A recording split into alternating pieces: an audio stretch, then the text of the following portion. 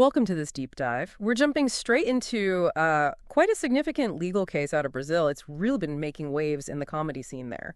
Yeah, this is the Léo Lins case, the comedian. He's actually been sentenced to prison. Prison? For how long? Over 8 years. Plus, some pretty hefty fines. And it's all because of jokes he made in his stand-up special. Wow, okay. 8 years for jokes. That sounds intense. And I bet that sparked some reactions from other comedians. Oh, absolutely. Big names, too. We've looked at what Rafinha Bastos, Rogério Morgado, and Danilo Gentili have had to say about it. Right. 3 very prominent figures in Brazilian comedy. Exactly. So our mission here is to, unpack their arguments, try to understand what they're getting at. And figure out what this whole the conviction, their responses might tell us about, well, the big questions. Comedy, free speech, where's the line between art and what the court called a crime? Precisely. It's a complex one. Okay, let's dive in then. Where should we start? Maybe with Rafinha Bastos. Yeah, let's start there. If you know Bastos, his style is, well, sarcasm is his weapon of choice. Right. He uses it a lot. And he definitely uses it here. Yeah. His main point, ironically, is saying something like, oh, it'd be so easy to just jump in and defend Léo Lins. How so? He says, he's just a comedian, especially when you see politicians walking free despite actual real-world corruption. That's the setup. Okay, I see the contrast he's drawing, but then he flips it. Totally flips it. This is where it gets really interesting, like you said. He leans into the satire and says, actually, you know what? I agree with the punishment. He agrees with the 8 years. Satirically, yes. And he says, in fact, we should be jailing more people for the crimes they commit through art. Okay, right. So he's taking it to an absurd level. Who else does he want jailed? Well, he names specific, famous fictional villains from Brazilian soap operas, telenovelas. Oh, this sounds good. Like who? Okay, so he lists Adriana Esteves playing Carminha in Avenida Brazil. Her fictional crimes: child abandonment, murder, kidnapping, attempted homicide, fraud. I mean, the list goes on. A classic villain. Who else? Matthias Solano as Felix Curie in Amor à Vida. Fictional crimes include trying to murder his own niece, embezzling from a hospital, blackmail. Typical soap opera stuff. Definitely not small stuff, even if it's fiction. Then there's Odie Roitman from Veil Tudo, originally Beatrice Segal, now Deborah Bloch in a remake. The character's involved in corruption, blackmail, money laundering, even drug schemes. Wow. And he adds this dark little joke that the original actress died before she could pay for her fictional crimes. Okay, that's pure Bastos. Anyone else? Yes, the iconic Nazaré Tedesco from Senhora do Destino, played by Renata Sora, her big fictional crime: kidnapping a baby. A truly infamous character. So what's the underlying point of listing all these fictional baddies? It's pretty clear, right? He's highlighting what he sees as this massive, almost bizarre imbalance. You're jailing a comedian for telling jokes, while actors portraying these truly terrible fictional acts are celebrated, and real corruption maybe goes unpunished. Exactly that. He makes the contrast explicit. Léo Lins facing huge fines, maybe prison, for jokes, while Renata Sora, playing Nazaré, is walking free after kidnapping a baby on screen. It's a sharp satirical point about priorities, I guess. Definitely. So his final ironic punchline is basically, yeah, let Léo Lins' sentence be a lesson. Let's lock up all these other criminals using art for their terrible deeds. It's a very provocative way to frame it, using absurdity to question the judgment. It really is. Okay, that's a striking take. But Rogério Morgado comes at this from a different angle entirely, doesn't he? More historical. Yeah, Morgado takes a step back. He asks this really fundamental question. Why does it always seem like comedy is the first thing to get targeted when freedoms start getting squeezed? That's interesting. What's his reasoning? His argument is that comedy, it challenges power. But it does it with a smile, Yeah. with laughter. And he thinks that laughing at authority, questioning it lightly, can be deeply unsettling, even frightening, to those who don't want any questions asked. Makes sense. Does he have examples? Oh, yeah, powerful ones. Yeah. He points to Nazi Germany, where comedians were persecuted for jokes about the regime, right, or Stalin's Soviet Union, where telling a political joke could literally be classed as treason. Wow. And even in Brazil's own history during the military dictatorship, he notes that comedy was actually a really significant form of resistance. And he connects this history to today. Directly. He says, look, this isn't just ancient history. It happens now in places like China, Iran, North Korea. Criticize the government, even with humor, and you might just disappear. So he sees the Léo Lins case as part of that pattern. Yes, he frames it as a potential slippery slope. His argument goes something like this. They start with comedy because it seems, well, kind of trivial. Easy to dismiss as just silly jokes. Like testing the boundaries. Yeah, exactly. Stretching the rope, he calls it, to see if society will just stay silent. For Morgado, censoring a single joke isn't just about that joke. It's the potential start of censoring everyone's freedom. He feels comedy has this inherent power that bothers authority. Yeah, he says it liberates. Yeah. Because people who laugh, people who find humor in things, they're less likely to just, blindly submit. Okay, but what about the argument that some humor is just offensive? Does he address that? He does, head on. He acknowledges, look, you might hate Léo Lins' comedy. You might find it offensive, disgusting, a piece of garbage. He grants all that. No. But, he says, if the problem is simply that you don't like the joke, the solution is simple. Don't laugh, or don't buy a ticket, don't go to the show. So individual choice rather than censorship. Right. And he makes another interesting point here. He says it's not like every member of a minority group is automatically offended by every joke about that group. How so? He gives examples he's seen.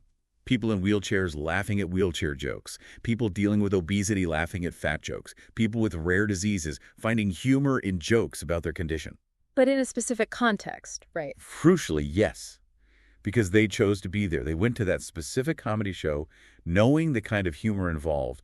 It was their choice to engage with it. That's a key distinction. So his overall warning is... It's pretty stark. When comedy gets attacked, everyone's freedom is potentially at risk. The joke is just the first step. He sees it escalating. Potentially. He says, today it's Léo Lins on stage. Tomorrow it could be a meme you share or something you say in a work chat or even a joke you tell at a family barbecue. That's the slippery slope he fears. And he had a final point about the nature of freedom of expression itself. Yeah, a really powerful one. He observes that lots of people demand freedom. Freedom of religion, freedom of speech, but often only for the speech they actually agree with. Ah, the free speech for me, but not for these idea. Exactly. Morgado argues that true freedom of expression means protecting the speech you don't like, the stuff that offends you even. Because if the rule becomes you can only say things that please everyone. Then nobody can really say anything meaningful. Right. And he ends with this chilling line, not even silence will be safe anymore. Oh, that's quite a statement. Okay, so we have Bastos' satire and Morgado's historical warning. Let's bring in Danilo Gentili. He's also a comedian, hosts a show, and he's had his own run-ins with the law over jokes, right? That's right. Gentili has skin in the game, you could say. And he gets very specific about the sentence Léo Lins received. What details does he highlight? He lays it out. 8 years and 3 months, closed regime prison, fines totaling 1.4 million reais, plus another 300,000 in what they call collective moral damages. And this was for telling jokes. Jokes in a comedy show that was posted on YouTube. That's Yeah. the context he emphasizes. How does he react to that? With disbelief, really. He frames it as absurd. He says, look, in a country where you have major scandals like the INSS, the Social Security system, being defrauded, stealing from the elderly, Yeah. punishing a comedian this severely for telling jokes in a club, he says it sounds like a bad joke itself. Strong words. Does he tackle the legal arguments used in the decision? Yes, he takes them apart, piece by piece, from his perspective. First, the argument that freedom of expression can't be absolute, that it must have limits. Okay, a common argument. What's his counter? His counter is pretty radical. He says freedom of expression only works if it is unrestricted, at least in terms of criminal penalty for artistic expression. So what does that mean practically? He says, sure, artists, actors, writers, musicians, comedians, they can be criticized, they can be questioned, maybe even sued civilly for opinions expressed through their art. But jailed, censored, absolutely not, never. And he draws a line between jokes and real harm. A very thick line. He's adamant. Jokes don't defraud pensions, jokes don't incite coups, jokes don't cause people to starve or die in hospitals because funds were embezzled. Jokes don't create prejudice in the same way real actions do. He repeats it. Jokes are just jokes. Okay, what's the second argument he addresses? The idea that humor isn't a free pass to commit crimes. Right. How does he respond to that? He agrees, sort of, but flips it.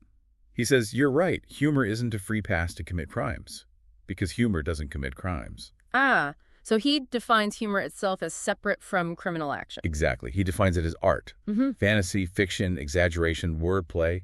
Its purpose is to play, provoke thought, maybe just cause laughter, relief. And like all art, he argues, its freedom needs protection.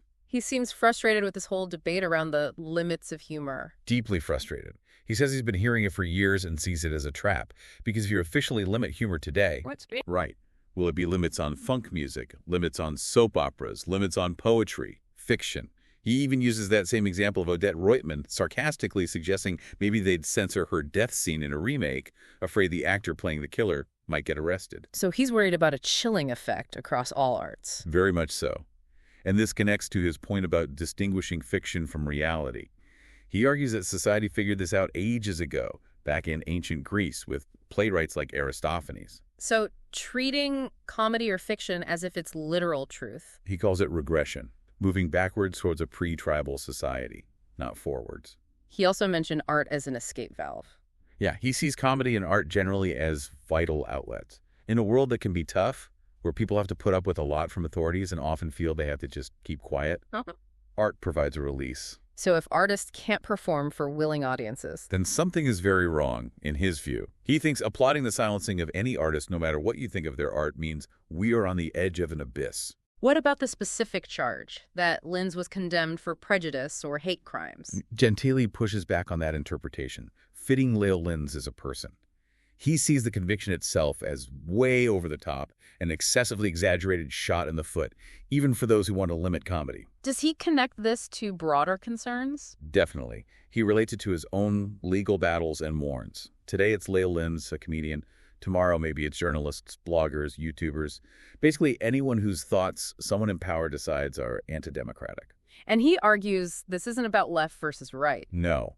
He explicitly says that desire to silence dissent, that autocratic impulse, can come from anywhere on the political spectrum. It just depends on who has power and dislikes what you're saying.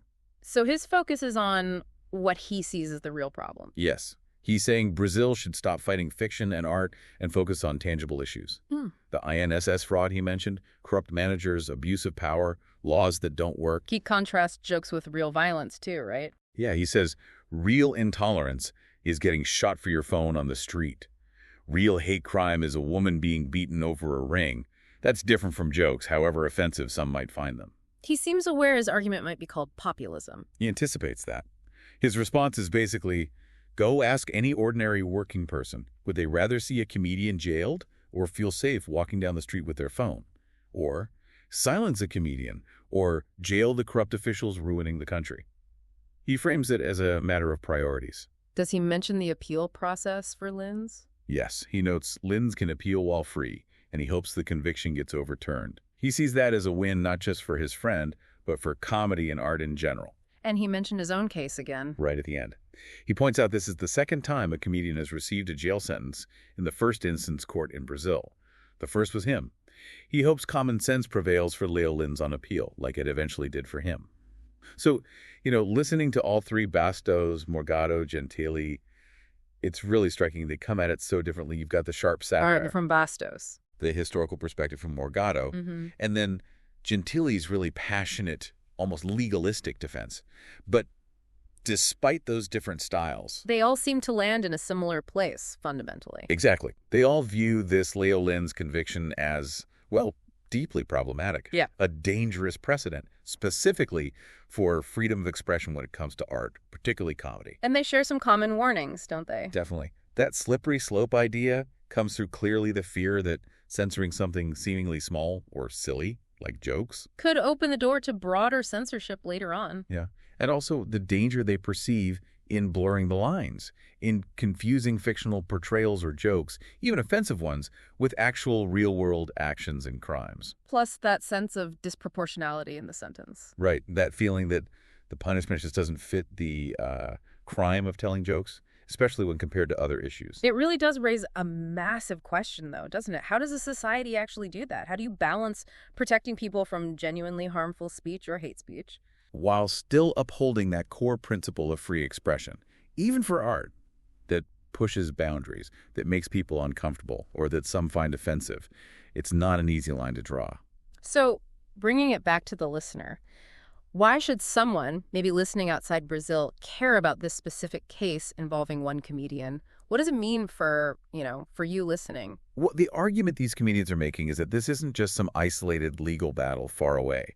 It's about a fundamental principle, Hmm. Where does society draw the line on what can be said or expressed? And that line isn't just about stage comedy in Brazil. No. It potentially impacts everything. Art, sure, but also what you post online, maybe even things said in private chats if they become public, how public discourse is regulated. It touches on those boundaries everywhere, and like Morgado warned, if the argument is we start by censoring a joke, Where does it stop? Could it, down the line, affect the memes you share, the online comments you make, even just the stories or jokes you tell among friends?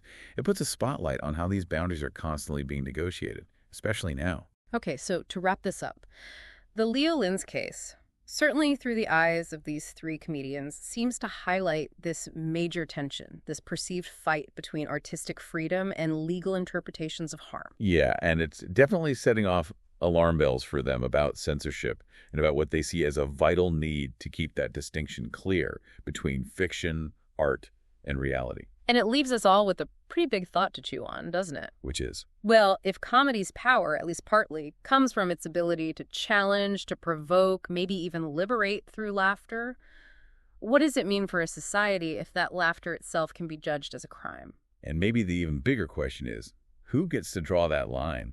Who decides what's acceptable laughter and what isn't, and why? Definitely something to think about. Thanks for joining us for this deep dive.